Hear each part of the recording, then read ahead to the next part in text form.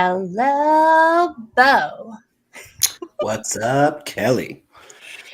Hey, friends that are joining us live, hopefully shortly.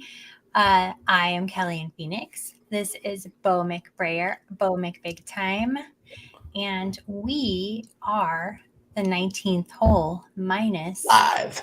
Connor live. We are short Connor this evening, who typically makes our cocktail, but we're still making a cocktail because Beau makes a mean cocktail as well and has a special one picked out. So hopefully some of you picked out the ingredients for that. That's going to be fun. There's 3 of them. 3 ingredients.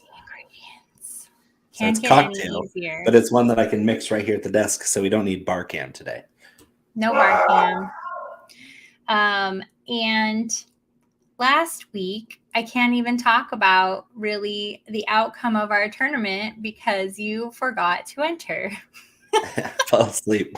I had it like saved in there, like on my lineup saved from my player pool, and I was like going to enter in a bunch of contests because I had like 5 that I entered earlier in the week, and then had reserved everything, and I was going to add the rest of them in on a Wednesday night and passed out.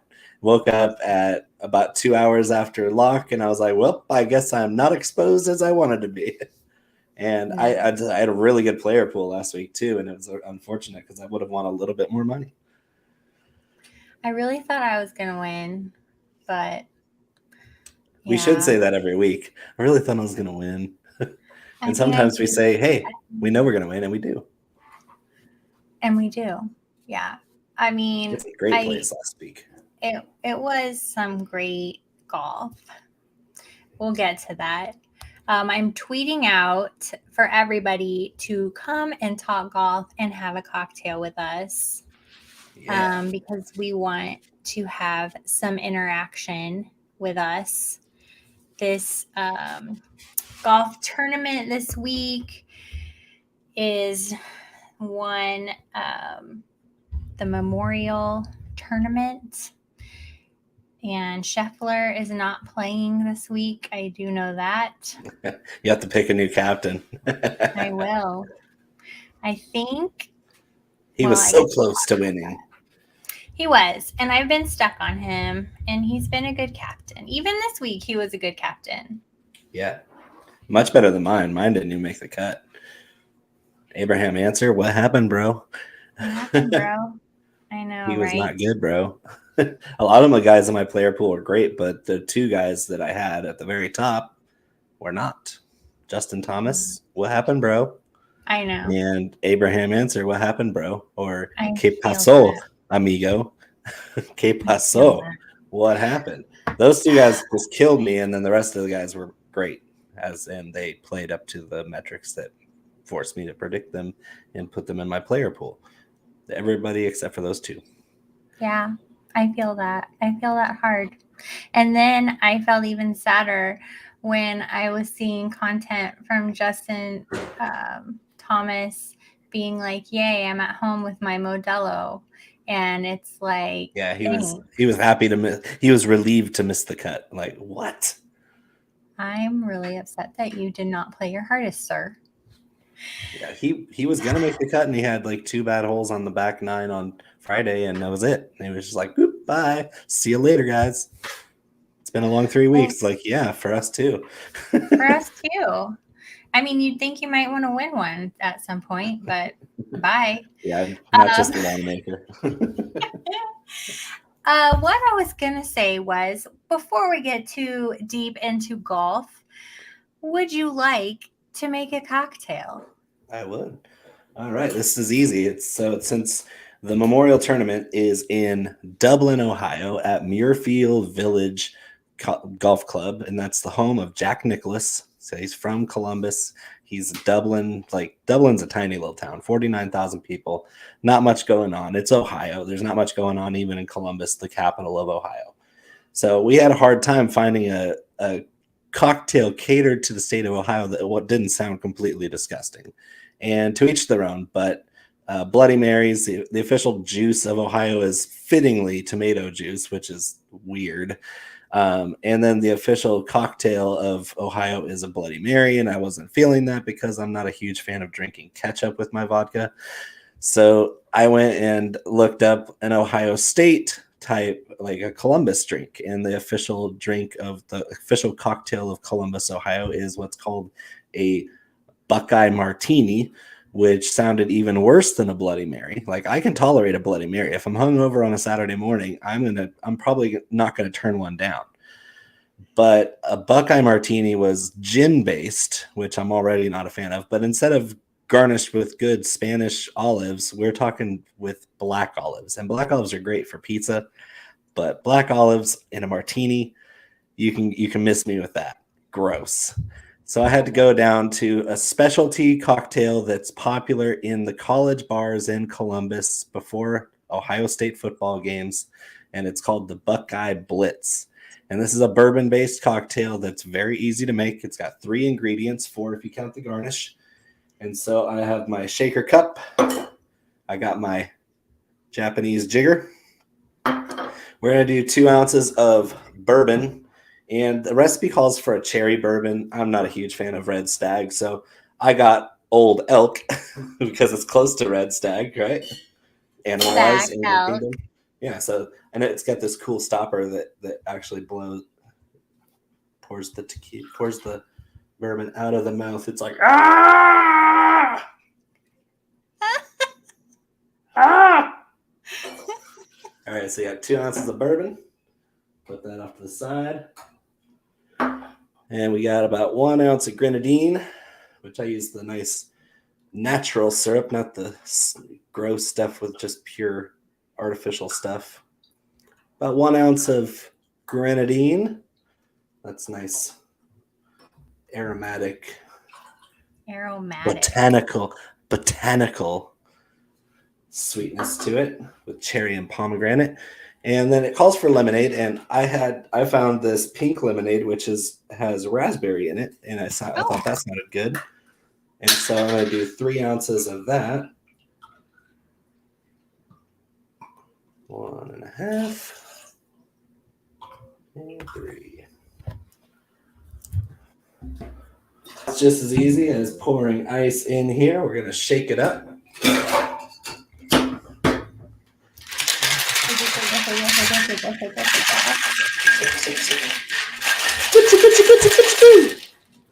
All right. And then we're going to strain it over a glass here.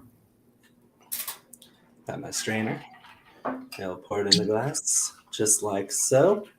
Ooh, isn't that pretty? The pink lemonade gives it some extra beauty. And we're going to garnish it with twice as many cherries. Since Connor famously doesn't like cherries, I'm going to garnish it with 2 maraschino cherries. And cheers. That's a Buckeye Blitz. And you're pouring the main ingredient, which is fine. Bourbon. That is really I'm good. drinking Woodford today. Good stuff. And I don't have any grenadine, so I'm going to pour some cherry juice in. Shake a. And I'm going to do the double cherry for shout out Connor. Connor. He hates cherries, and he apparently hates fun because cherries are fun and they're delicious. Cherries are fun and delicious. All right, I got it, everybody. That's so funny. I don't know why that's so funny to me. Oh no, I lost my stick. Oh well. Your toothpick there. Mm-hmm.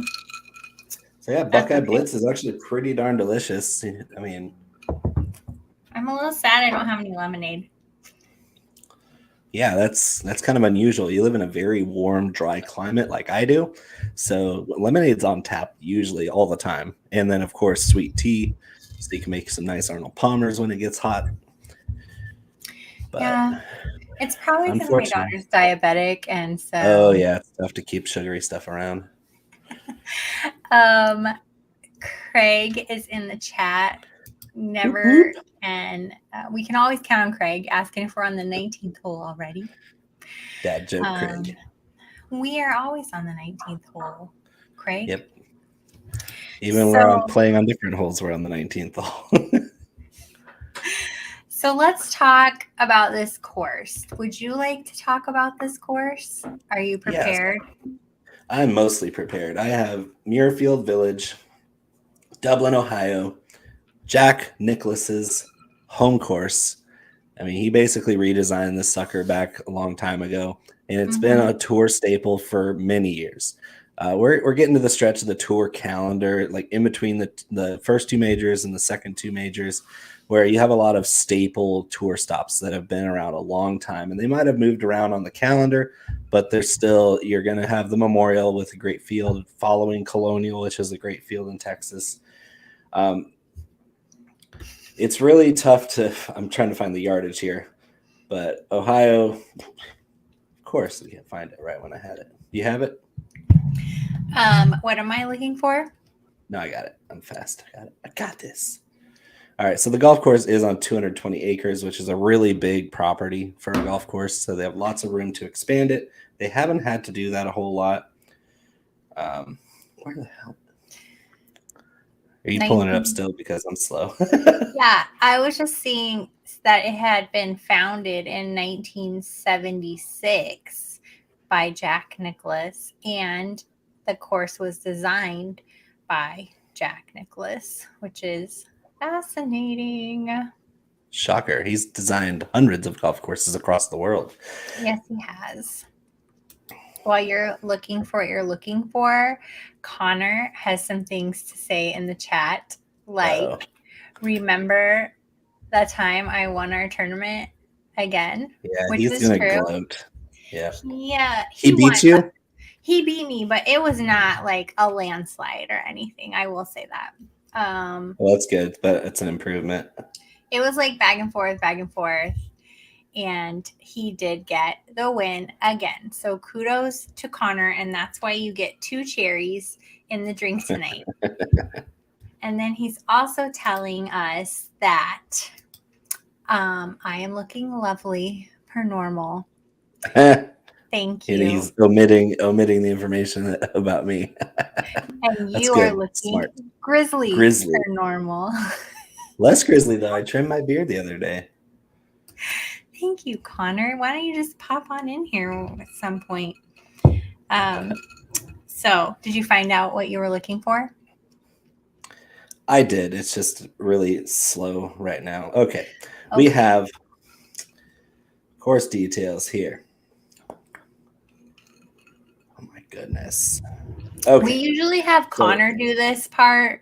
Yeah, I got it though. We got it. Par 72. So we're back on a full length golf course with 4 par 5s and 4 par 3s. After a couple of weeks straight of par 70 with limited par 5 scoring opportunities.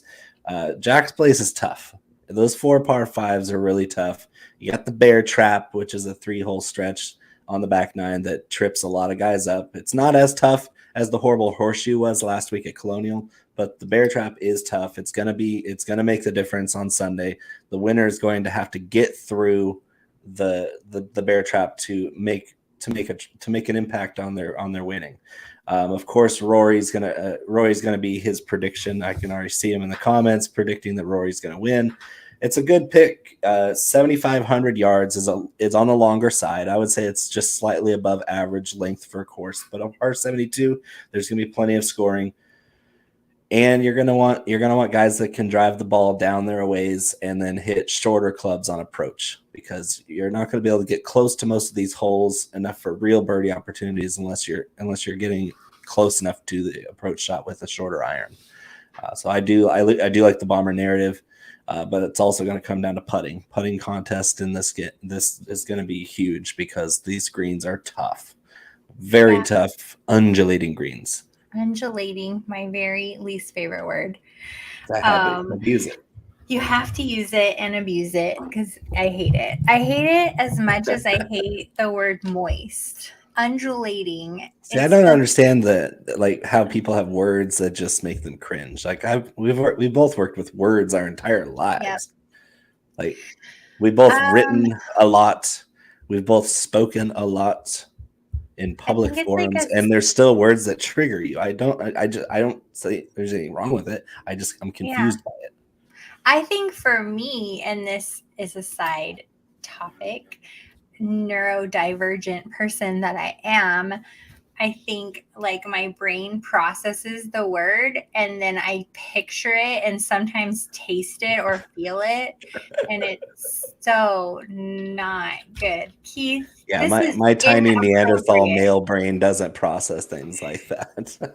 Keith is saying so moist. First thing in the morning when the dew is settled on the blades of grass, the undulation is moist. That just reminds me of like moist underwear. Yeah. Yeah, it's probably part of my ADHD and how my brain works, but yay, neurodivergency. So let's see. Connor wants to know, but what is your writer score this week in your column? I'm sure it's going to be great when I write it tomorrow.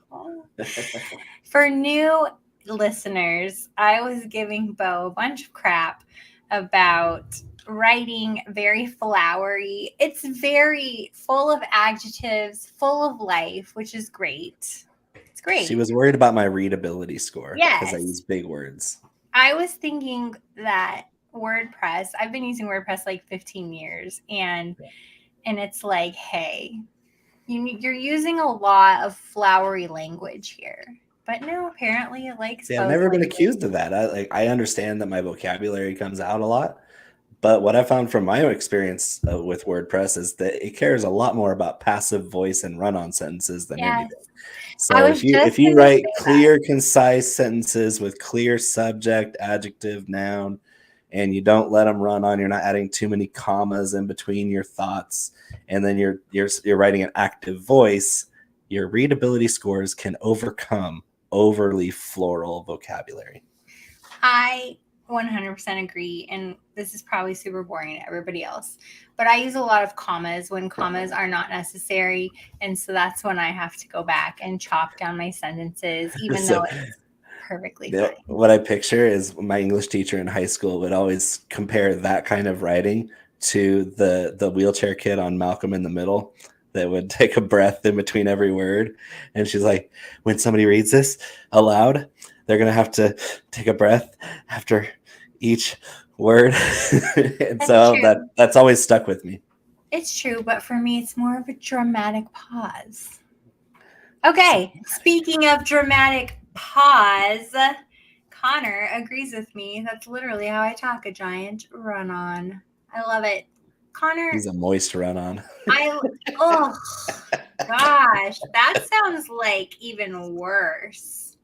Like streaks or something. Undulating streaks. You got racing stuff. No, this is gross. I am changing the subject. We are moving on to golf. We're moving on to this week's golf. I can't super spin it back with you because you didn't play in our tournament. We've already kind of riffed on it a bit at the beginning. So we are going to slam some trunks or not. Let's try to avoid them. The club as well. This would be a wrestling slam.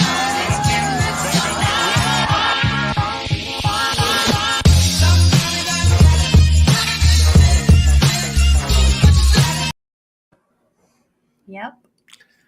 No trunk slams. No trunk slams. If you're new to our show, trunk slamming is basically when you're really mad about how you played or someone else played, or sometimes people get mad about the people in front of them. They go out there. Yeah, it's the act of taking your frustration out on your golf bag and your car after the round in the parking lot, where you barely get your, untie your shoelaces on your spikes. You like flick those off of your feet, throw them in the trunk as hard as you can. Then you take your bag and you throw it in sideways, and it basically sticks out. You slam the trunk and you crack a couple shafts. After you swore up and down that this was the round that you were going to take that lovely range session onto the course and still couldn't even break 90, that's the trunk slam. So many commas in there. So many commas. Well, I found something interesting. This is another thing. I am talking about how my brain works because it came on a podcast I was on before of this. I have ADHD. It's diagnosed. The new term that they call people with different types of learning abilities is neurodivergent, simply meaning that your brain works in a different way than somebody else's. So when I look at the statistics this week, I found some really interesting patterns. I found that our chalk is not a value on DraftKings at all. If you're trying to, and it's usually opposite. So that's kind of the thing I thought was really interesting. DraftKings, you could usually get maybe even 2 chalky players, maybe even 3, depending on how the value is. And then on FanDuel, it's like, nope. So this week, when I ran the models and I was looking at projected A tiers and A values, none, 0 on DraftKings. And we have got 4 on FanDuel. And I can attest to this because before the model had been updated at teamriserfall.com, I was in FanDuel, my preferred platform, and I was plugging in the people that I wanted to play. And I'm like, normally I will put in like 3 chalky-ish players or 2. I'll start with even 2 or 1. But I'm like putting them in. I put in 2 and I was like, I still have 10,000 per player left. So moral of this whole ramble is FanDuel is going to allow you to put together a much chalkier, juicier lineup than DraftKings is going to allow you this week, statistically. However, we're going to get into it. There's a flip side to that. There's a flip side to that. For sure. Yeah, I agree. And traditionally, because you get more salary to work with on FanDuel, you get a little bit more leeway with fitting in the guys you really want. And that's why the chalk really typically hits you harder on FanDuel, because everybody's trying to fit the same guys in. They're having less trouble doing so than on DraftKings. So like you said, DraftKings, you're throwing a couple chalky guys in there, and those guys hurt you if they fail. But the rest of the guys you're trying to fit in under the salary cap, more importantly, because that's the hardest part on DraftKings. You only have 50,000 to work with, and the prices really don't let you, with much flexibility, get the guys you want in. FanDuel will let you have whoever you want, but you got to make sure that they're not the same people that everybody else wants too. That everybody wants. I mean, you can do that. You can, a couple of those. I just found it so fascinating at the total dichotomy as I'm looking at my screen, where I've got my top tier players, and they are very expensive on DraftKings, and they're still expensive on FanDuel, but we're looking at more 9s, or I would say 8s, 9s, and 10s than we've seen in weeks. Because that's what I was saying as I was putting together my lineup. It's like, you still have 10.2 per player. And I'm like, wait, what? Yeah. And it's crazy, because when you get to at the end of your last 2 spots on FanDuel and you're looking at that much remaining salary, that just goes to show you that those upper price tags for those popular players, it's taking up a lower percentage of your overall salary cap, because they're not that much more with 10,000 extra dollars to play with than DraftKings is. You're looking at $800 or $900 more when you have a full 10,000 more to deal with in your salary cap with the same 6 golfers. So I get what your frustration is. You're trying to not be overly chalky on FanDuel, and then you're just trying to survive and build a valid lineup on DraftKings, and it's hard because you get 2 or 3 of these guys at the top, and you are stuck with 3-4 value guys. That's why it's actually going to be a tale of 2 lineups, because honestly, the lineup I'm looking at will have, on DraftKings, may have 1 top tier player who is actually not always valued at top tier.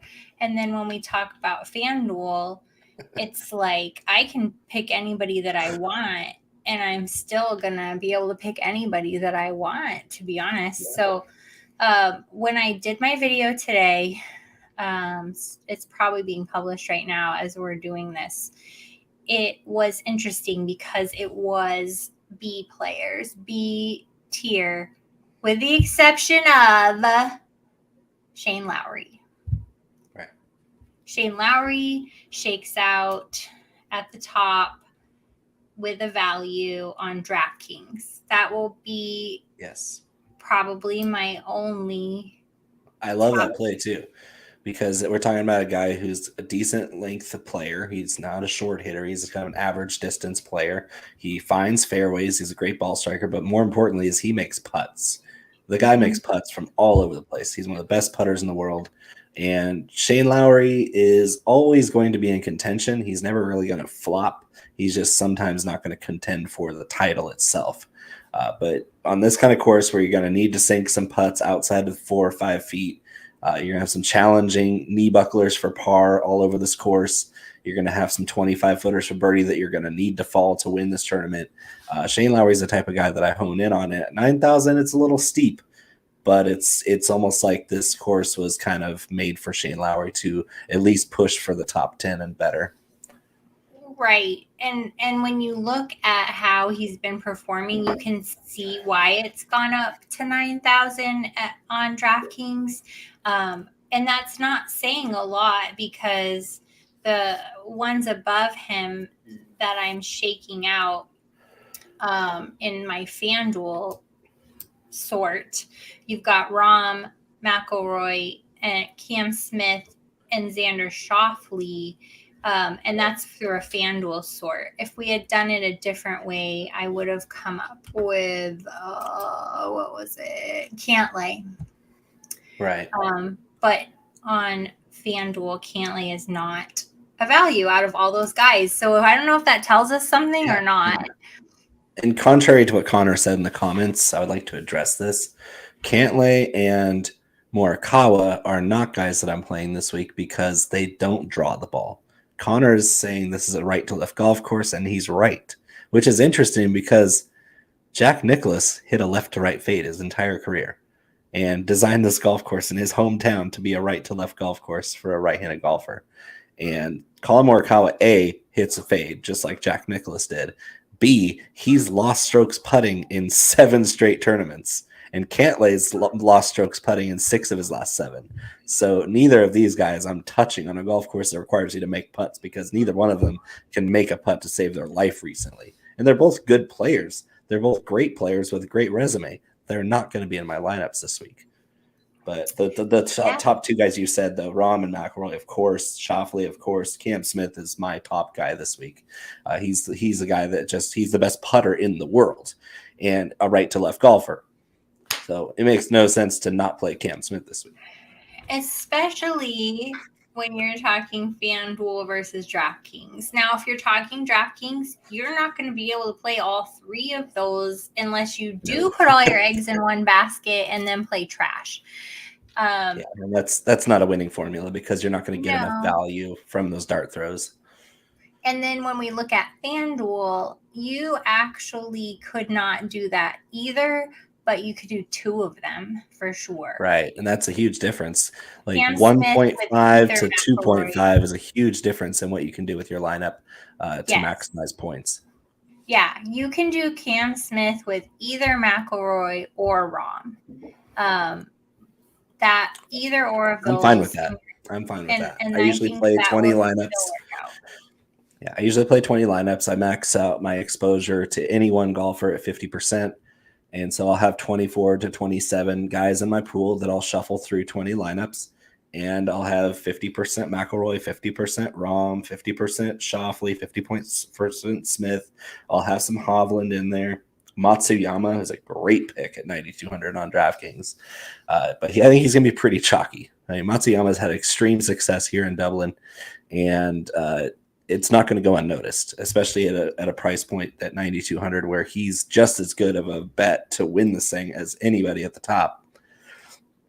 Man, I think the only problem with Hideki is going to be chalk. Hovland is not coming up in this particular model that I'm running. That does not mean you shouldn't play him. It's just a model.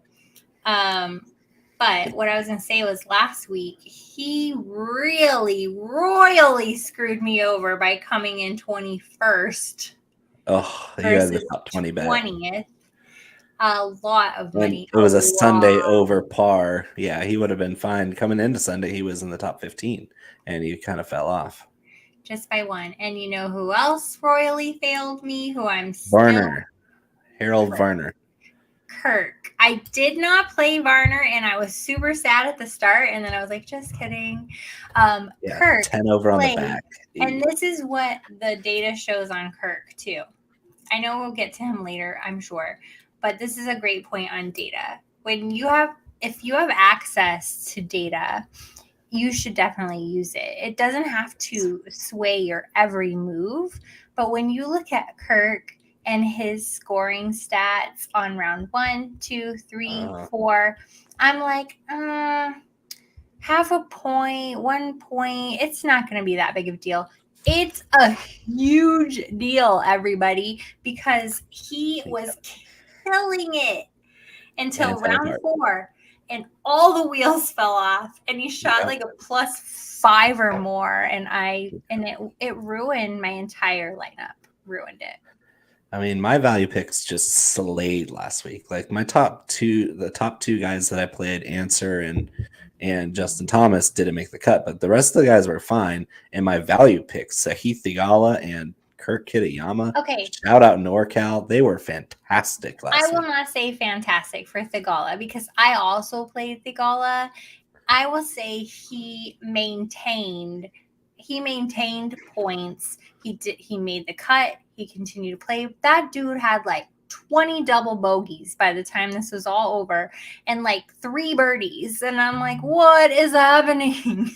And that was in the 4th round. Those bogeys. How about my NorCal guy, Kirk Kitayama?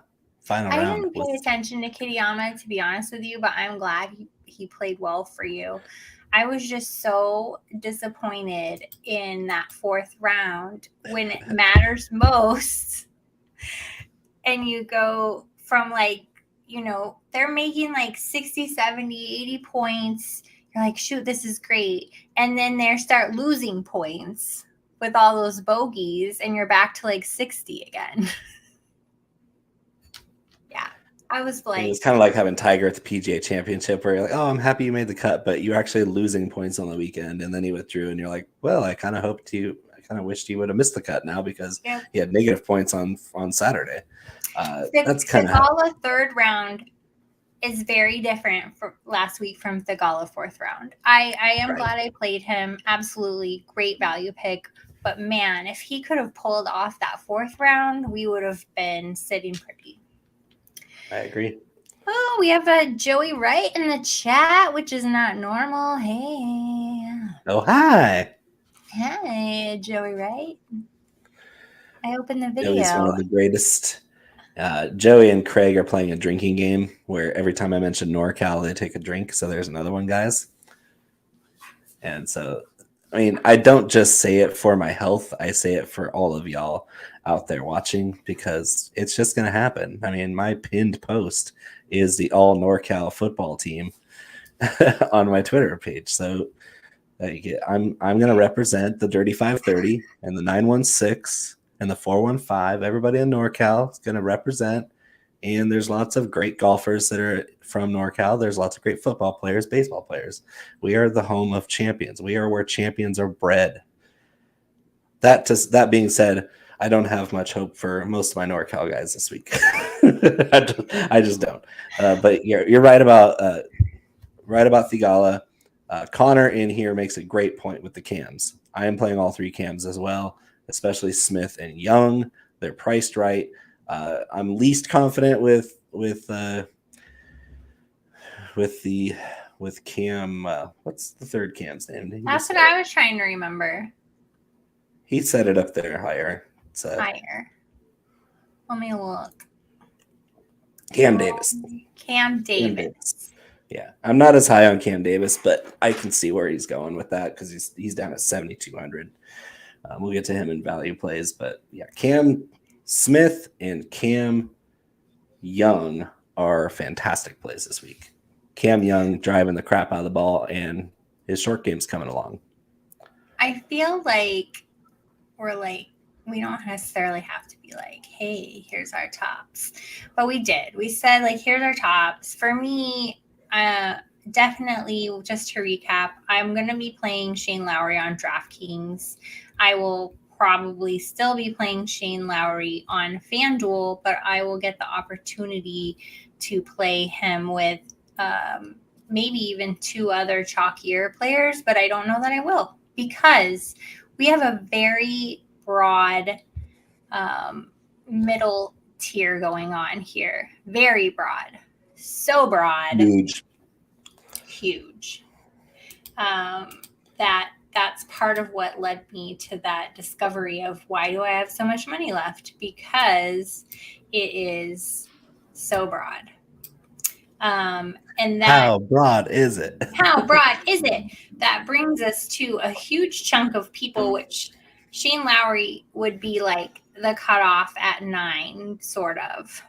Yeah. He's like pricey, but not pricey on DraftKings. He's much pricier on FanDuel, but still at 10.8 is much less pricier than all of those chalky players. So after that, we're talking like Neiman, for instance. Yeah, don't skip down too far though, because I mean you got the high 8s are really nice on DraftKings. Okay, let's look at high 8s. Yeah, Sung J M, Cam Young, and Max Homa are all on my list. Davis Riley's probably going to make my pool. I'm off Berger, Connors, but Neiman's, of course. Yeah, I love Neiman this week. We're talking about an elite putter. Elite putters who can hit fairways and with enough distance to give themselves accessible approaches. They're going to do fine on this course. Berger, not long enough, not clutch enough. Connors just sprays it all over the place, can't putt. So, but yeah, going through those high 8s pretty quickly just because, we have a lot of meat on the bone in the mid to low 8s. Tons. I mean, the mid to low 8s is like, wow, what am I doing? Now, I want to say, Connor, I said that I would be playing Shane Lowry. We both said Rory earlier, yes, too. And that would be including Rory, and or it would have been, who did we say you could do, and or Cam Smith and Rom, because you can't do all 3. So take that. You were just late. Yep. But those 9s, okay, let's talk about that, because we've got Shane Lowry in the 9s. I actually like Matthew Fitzpatrick this week. You. I know. He is definitely. I don't have any problem with him because he always pops up in the statistical models every time. Every week. Ball striking stat. His stats look amazing. Every time I play him, he plays like absolute dog shit. Like, this guy sucks when you play. When I play him, he sucks. No. What is with you, Fitz? His strokes gained this week, though, off the charts. Are off the charts. Yep. Off the charts. Strokes gained. It's a tale of every week that I check the stats, and it's Fitzpatrick is the best ball striker to ever live. And then you tune in on Thursday morning, and he's already 3 over par on the front 9. You're like, what happened, bro? Well, I will say that his scramble has increased significantly as well. And so that probably tells the rest of the story, right? But to your point at the start of the show, we need good putters. And if he's not going to putt good, then he needs to be able to flop it up there, roll it in, and be done. Flop it up there. You do not want to know the mental picture that just came to mind. But Connor would like everybody to know that Berger cannot hit a draw. We have not mentioned Disqualified. Berger, and he's not on my list. If I liked him enough to even think about playing him this week, I would look at the draw numbers. But Berger can't hit a draw, and he's a bad fit for this course in general.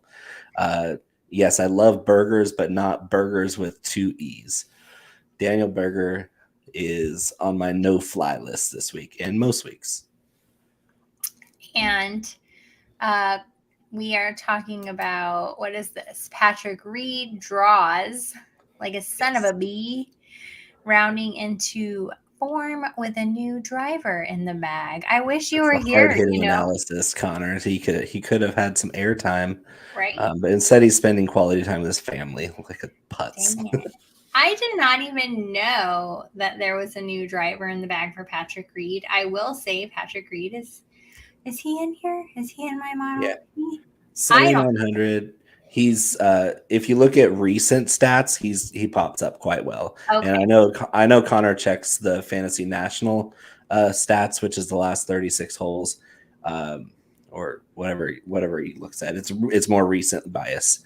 And Patrick Reed's been playing really well the last 3 weeks. Great short game. His bugaboo up until he got a new driver was he couldn't hit the ball in the fairway, and so he was trying to scramble around all day and couldn't score. But since he got the new driver in the bag, he's been finding more fairways, and his short game has really taken him back to where he used to be, which was a top 5 in the world golfer. So he's going to be in my pool. I don't know how much I'll have of Patrick Reed, but his recent form is encouraging. Too bad nobody likes him. No, he's a very have to unlikable person. He is the most punchable golfer on tour. I agree. I mean, that says a lot when Bryson's out there. I agree. I mean, Kind Eyes doesn't even pop up in here for me. No, unfortunately, Kuchar will not be in my pool this week. Even though he's a wonderful putter, he doesn't have much else going for him right now. He scrambles and he putts. Yeah. What is going on with my computer? It's not cooperating. So if we're talking about these middle tier guys, when I was writing my article this afternoon, I'm looking, and it's like, holy smokes, Shane Lowry floats to the top of everything that I'm working on. Obvious. And then I'm like, do I play Neiman? I don't know. I don't know that I like him right now. But I have been looking again at Chris Kirk again this week. Ew. Why do you say ew? I don't like him this week.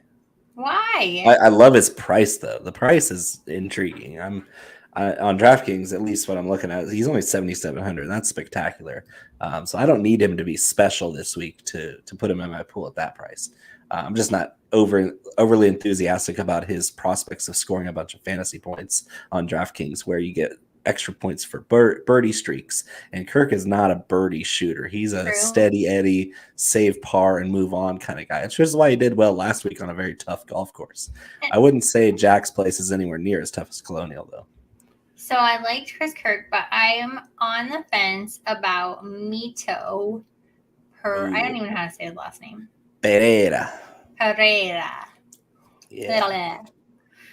Those two guys at 8K both put their brains out. We're talking about Mito and Seamus are excellent putters. Mito is at 8,000 on DraftKings and 9,900 on FanDuel. But again, if you're putting together this whole like 9s and 8s thing, it works out super well. Yes.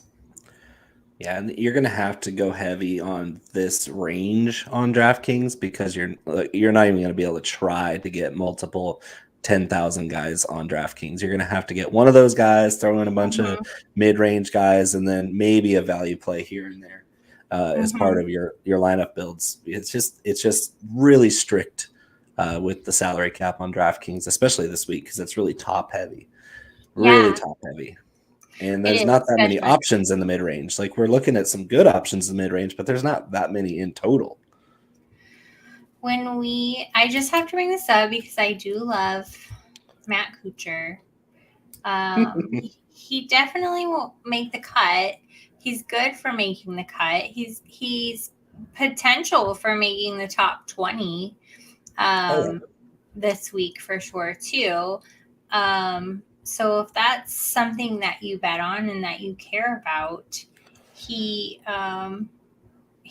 done that in the last several years. Other than last year, he withdrew from the tournament. I don't know why. Yeah, he had the back problem back then. Oh, that's right. Two guys that are cheaper than Kuchar, who kind of have the same skill set but are playing a lot better, are Aaron Wise and Mark Leishman. They're both at 7,500. They both popped up really well for me, especially Leishman. Leishman's a cut making machine, and every once in a while he'll get hot. And when Mark Leishman gets hot, he will win a damn tournament. So I do like him down there at 7,500. Wise he's a younger guy, but he's really lots of firepower. And I like my bang for the buck. Upside wise in DFS, it's everything. You want guys who have the potential to go out and win the tournament from the $7,000 bracket. I don't just want a bunch of cut makers if I'm wanting to take down a tournament on DraftKings. It's just good luck. It's never going to happen. If you're putting in a bunch of guys who shoot par and barely make the cut and finish in 40th place every week, you're not going to win any money. Wise and Leishman are almost identical as you're going. Pretty though, how it lines up. Yeah. It's so depending on how you need to arrange your DFS lineup,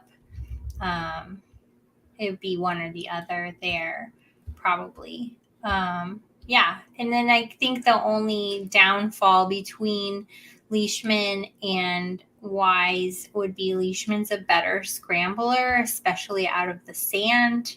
So I don't know how much sand is on this course, to be honest with you. Quite a bit. Quite a bit. Big bunkers, but very fair. Like you're not going to have overly difficult bunker shots. There's not going to be pins that are tucked ultra close to the edges of bunkers. Like the last couple of weeks, we've seen just really hard shots when you short side yourself. This course is a little bit more forgiving there. Nice puffy sand you get lots of spin out of. I don't think it's going to be a huge factor because all of these guys are good enough to scramble from bunkers like this. Yeah, I think so too. But I mean, if you're really trying to nitpick between the two, there's a definite difference there. I think the only other, what did I look at? Leishman and Wise. No, that's pretty much it. Otherwise, they're pretty much neck and neck when you're looking at their scoring averages, their approach stats, their strokes gained, their putting. They're pretty identical. Nice. They're pretty nice too. In a good way, they're similar. Mm-hmm. It is. So, and you save $100, $200 on $300 on Kuchar. Yeah. That's what I like is similar players with more upside for less money. That's exactly what you need on DraftKings, especially where it's less forgiving on the salary. Yep. Because like you said, if we have the opportunity to pick people who are going to do more than just make the cut, then this is not a Matt Kuchar week. There are weeks where I'm like, I need to pick somebody. I need to know they're going to make the cut, and it's going to be Matt Kuchar. And last week it was Bill Haas for me. Haas, playing for his life, is going to make that cut. And he did. But he didn't play well. That was about it. Yeah, I mean, it's every once in a while you get the wild card where you just got a gut feeling, and like you said, do or die. Bill Haas needed to make some money to keep himself going. Beau Hassler, great putter, one of the best putters on tour. Doesn't do anything else well. He's a long hitter, but can't find fairways to save his life. Justin Lower, no thanks. But yeah, Beau Hassler I can see because he's a great putter. Yeah, I agree with Connor on Hassler because Hassler has been playing well, and man, that guy can make putts from anywhere. So Hassler does come up as I was writing my article. There was something I didn't Oh no, just kidding. It was Horschel. I didn't. Billy I Ho, ran another across great something, short game guy. Yeah, overall short game, Billy Horschel's elite. but he's too expensive. FanDuel. Yeah, I'll toss in some shares. Yeah, on DraftKings he's decently priced, but Yeah. I wouldn't call him a wild card though. He's nowhere near that. He's in that mid range. Check lowers. KFT. Oh yeah, he dominated the Corn Ferry Tour. Dart throw, buddy. Well, my dart throw is only down at 6,800, and that's Adam Hadwin. Who? Adam Hadwin, the Canadian. We affectionately call him Had Lose in the Discord chat because he's kind of like Fitzpatrick, and where like every once in a while you play him and he looks good on paper, and then he doesn't do very well at that very tournament that you play him in, and then the next week you're like, oh, I'm not playing Had Lose, and the dude goes out and gets the top 20. You're like, what are you gonna do? But I have a feeling that Hadwin's gonna be great on this course, and he's 6,800, which is fantastic. I can find a guy who has upside who doesn't really block me from rostering anybody else that I want. I like that. I like Adam Hadwin. I like, even though he burned me, I like Vegas again this week. And they're probably very similar as we look at them. Yeah, they're pretty similar. Hadwin's a better putter than Vegas is for sure. But Johnny Vegas keeps popping up in my life. But I think I like Hadwin better as well, especially for scrambling too. He's a great scrambler, and he has shown even-keeled scoring stats, whereas Vegas starts out hot, blows it just before the cut, or doesn't. That's the problem with Johnny Vegas, is if he makes the cut, he's shooting a 69. If he misses the cut, it's because he shot a 71 or a 72 or a 73. Yeah, he's volatile. I'll give Vegas that. When he's hot, he's hot. When he's not, he's very not. Yeah, they need to shoot a 70 for sure. For sure. Oh, yeah, this tournament's going to end up somewhere between 15 and 20 under par for the winner. So the cut line's probably going to be a couple under par on Friday night. It's going to be tough. Ramey's a decent pick. I like that. And then Kurt Kitayama, of course, from Chico, California in NorCal, is priced way down at 6,300. He's playing very well lately. He's a great putter. He's a very accurate player. I just love the recent form. I don't care that he's from the same hometown as me, but he's going to be in contention again. And at 6,300, he might be even chalky for a value play with the way he's been playing lately. Maybe. But I think the way that the money is distributed this week, especially on FanDuel or on DraftKings, you may need that. And it'll work out well for you if you think he's kind of chalky. But I have more faith in my FanDuel lineup than I do my DraftKings lineup. Yeah, you just feel better about it. It's kind of gross when you put together a DraftKings lineup and you don't have much salary left to get your last couple guys in there. And you just feel gross about it because you're like, oh, I like these three guys, but the other three guys, meh. And then on FanDuel, you're like, I can afford everyone and I have money left over. I don't feel like that every week, though. I only feel like this week you definitely feel that way. Definitely feel it. Connor's saying that they're going to smash or lose it all. No in between this week. Stars and scrubs. Typical DFS player.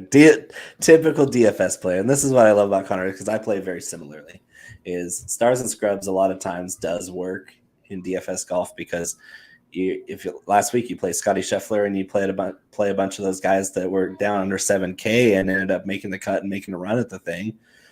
You did really well if your top guy was Scheffler and not Thomas. If you had Thomas and not Scheffler, then you were screwed. But that was the way it worked. That's like the fly as high as you can fly type strategy where you're going for broke. Just I'm going to win it all or I'm not going to win anything. And that's the Yeah. kind of way it goes in DFS. It is, because there have been times where I've had all 6 guys make that cut and I still lose. So it's not always the best strategy to be even. You need the guys that are going to chase that ship, because those guys that, if all 6 of you guys make the cut, but none of them are in the top 10, you aren't going to win. This was so much fun. I have lost track of time, but we probably need to wrap it up because I am assuming there's a show coming on after us. Yes. I could be wrong, but I'm not. Maybe. We should assume that there is. I'm assuming there is, and I'm assuming it's NASCAR. So thank you guys all so much for tuning in this week. It was so much fun. Beau, thank you for making the cocktail with the double cherries in honor of Connor. Connor, we missed you. Thank you for chatting. And we'll see you all next week, right? Yep. Peace.